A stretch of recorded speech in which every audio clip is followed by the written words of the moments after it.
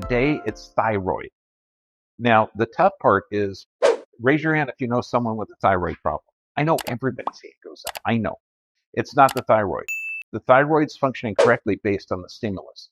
So the way I describe this, because we're in crazy world where people will say, you go to the endocrinologist, okay, that's going to study hormones. Is he looking at gut function or bowel function or stress level? No, not at all. You go to the gastroenterologist for looking at the tummy problems, okay, except they're not looking at the stress level or the body adapting. So let's look at it a little bit different. What's the most important organ in the body? Heart. Heart is good, but heart won't work really good without the brain or the lungs. What's the most important organ? You already know this. We had this discussion. Okay, the brain. Brain's a good one, except it can't function without the lungs because it needs oxygen. Okay, because what I'm saying that, it's a ridiculous statement to begin with. Okay, all the organs work together, but we're taught to separate it out. And that's foolishness because everything works in harmony. So if you're diagnosed with a thyroid that's not functioning correctly, it is functioning correctly based on the environment you're in. So now let's look at the thyroid just for the heck of it. Your body has this automatic nervous system. One part is stress, and that's called sympathetic. One part is regeneration, that's called parasympathetic. Under a stress state, if you're running away from a tiger, do you want higher blood pressure? Absolutely. Higher cholesterol. You want your body to survive. The problem is you're not going to be regenerating. Now, the same thing with stress or regeneration. We have the same thing with adrenals and thyroid. Thyroid is working correctly based on the stress level. So if you have physical, chemical, or emotional stress level, the thyroid's going to be adapting correctly. Now, in crazy world, people will come into the doctor and they'll say, doctor, I have fatigue. My hands are cold. Okay, then let's check. And he'll do a blood analysis and he'll check the pituitary, which spits out TSH or thyroid stimulating hormone. And then he'll check T3, T4. So if TSH is high and T3-4 is low, he's going to say that the pituitary is screaming down to the thyroid, but the thyroid's not listening. So you have a low functioning thyroid. Here, take this drug called Synthroid. Or if you see a low thyroid stimulating hormone produced by the pituitary and you have a really high T3, then the thyroid's too active. We must give you radiation or remove the offending organ. Is that scary or crazy? Okay, you're right, both. Okay, so where does the pituitary get its information? Well, it gets it from the hypothalamus. Okay, and the hypothalamus is unique because if you look at hormones, hormones are a chemical communicator.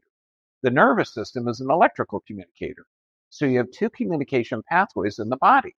Now, the hypothalamus is unique. It's got 1 foot in the chemical or hormonal and 1 foot in the nervous system. So it gets its input from the position and motion of the vertebrae. So they call it the HPA axis. And this HPA, or hypothalamus pituitary adrenal axis, is going to be responsible for mental health, for physical health, how your body is going to adapt. Does that make sense? Now, there's certain chemicals. So if someone's in a chronic state of stress, the thyroid's going to be suppressed. If someone's physically stressed, the hypothalamus will have abnormal information.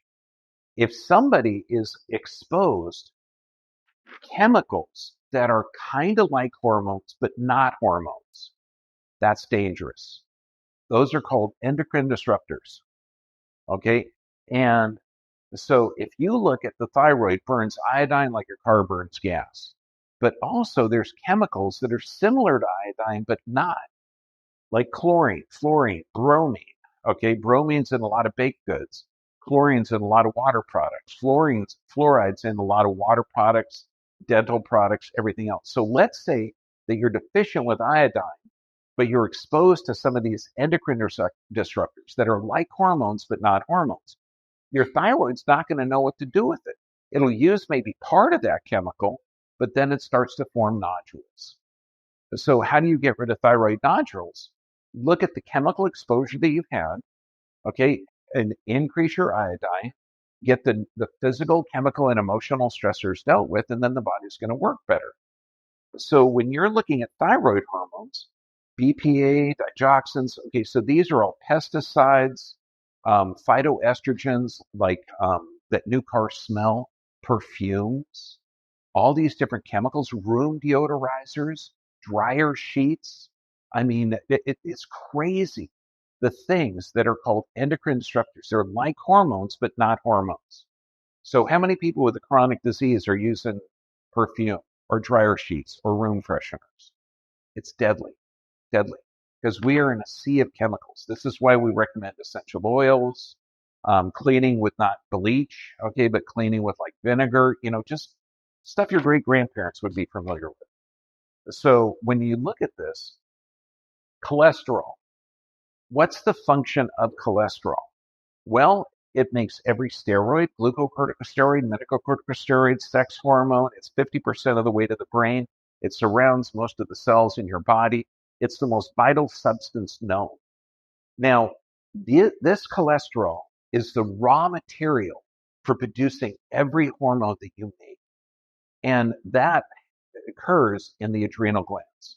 Now, this is a gland. It's called the pharmacy of the body. It's the most important organ you've got. It's absolutely spectacular. But and so now if you had a hormone producing organ, called the adrenals, and you wanted to get these hormones distributed in the entire body, guess where you'd put it? On top of the blood filter. So ad means above, renal means kidney. So if I said adrenal, I just said above the kidney. I know, doesn't that sound like stupid when you put it that way? It's like, really? Is anatomy that easy? It really is that easy. Okay, so, but we need cholesterol. So if someone has physical, chemical, or emotional stress, if they have exposure to these toxic chemicals, because if you're eating packaged foods, you're eating processed foods, you're eating foods that are devoid of metabolic or digestive enzymes, or you're getting exposure, like let's say you go in and get a non-organic beverage, okay, like a light beer, okay, that could have chlorine in it. It could have fluoride. It could have a lot of different chemicals because they're using water that may not be filtered. So all of these endocrine disruptors are going to alter the thyroid.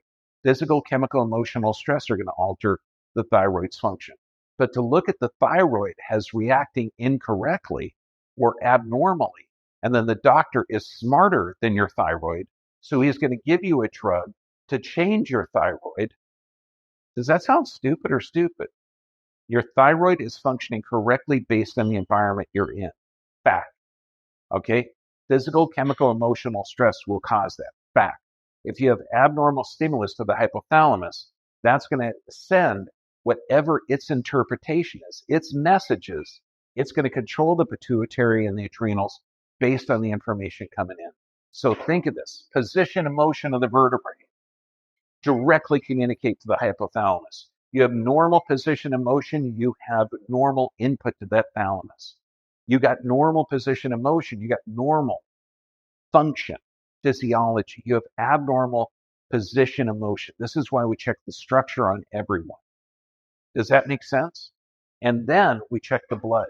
We look at physical, chemical, emotional stress, and we look at the endocrine disruptors exposure. Do they have a lot of plastic? Do they cook in microwaves? Do they eat a lot of fast food? Do they have a lot of processed foods that's placed in plastic? Do they use room fresheners, dryer sheets, skin creams that may not be organic? This is why when mom says, use organic, use healthy, are there candles they use? Do they have heavy metal poisoning? Are they from the China or are they organic? So there is a lot of things that you're exposed to that could negatively affect this function. So now, how to correct the thyroid? Look at the toxic exposure, eliminate that. Look at the input to the hypothalamus. So look at the physical, chemical, emotional stress. But for goodness sake, give your body healthy amounts of iodine. And Dr. Brownstein is probably the best author on a lot of it, on a lot of the iodine research. I recommend a plant-based iodine or Lugo's iodine. Sea plants are really a good form. Sea moss is an excellent source of minerals. It can have some good amounts of iodine in there. We get Lugo's iodine from ancient purities in England. That is absolutely fantastic. But know that your thyroid is functioning correctly based on the stimulus. And we just got to change that environment and figure out why. But doctors, so few, they're not critical thinkers. You got cold hands, cold feet, and low energy, take this drug. Okay, we're going to check it. You don't have a hypothyroid yet, but you're close. You're borderline. Yeah, bull. We're all borderline dead. That's called alive. Now, any questions about this? Yes, ma'am. Oh, what's the difference between the iodine here and Lugo's iodine? Lugo's iodine was formulated back, I think, in the 50s, and it's a combination of iodine and iodine. Okay, and it's just a chemical process. I like Lugo's. There's also nascent iodine, which is also a good absorbed one. It's pretty much the difference between sea salt that has iodine in it and then iodized salt, which is an industrial byproduct.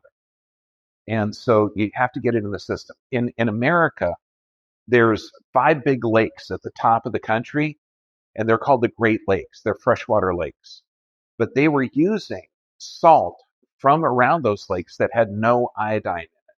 And it was called the goiter belt. All around the Great Lakes, they had people with these thyroid goiters because they were iodine deficient.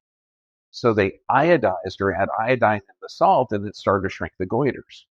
But if you're exposed to fluoride and chlorine, like you go swimming in a pool, okay, you're eating packaged foods, okay, you're eating commercially produced bread that's not organic, okay, then you have to get some Lugo's iodine is my favorite, but Nasian iodine and sea plants. Just make sure the sea plants aren't from China or Japan, because that's it could have heavy metal poisoning. Does that make sense? Yes, ma'am. Can you get natural iodine from anywhere? Yeah, yeah, seaweed. But look at seaweed from New Zealand and from California. They have the best sea kelp forest in the world. And New Zealand's going to have a little bit lower toxicity. But they do have seaweed products from Japan and China. I just would be suspect of the lack of heavy metals in there. I don't know what their quality is. Yeah.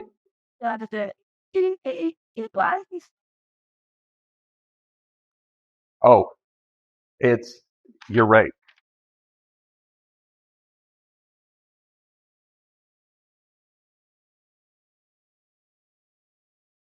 I included it and I shouldn't have. That's okay. Yesterday I found out my spelling isn't that good either. Yeah, but just know if you do see any spelling errors, remember the quote from Einstein. Takes a very small mind to spell a word only one way. I just have a creative mind. Any other questions? Copper crop. Thank you very much.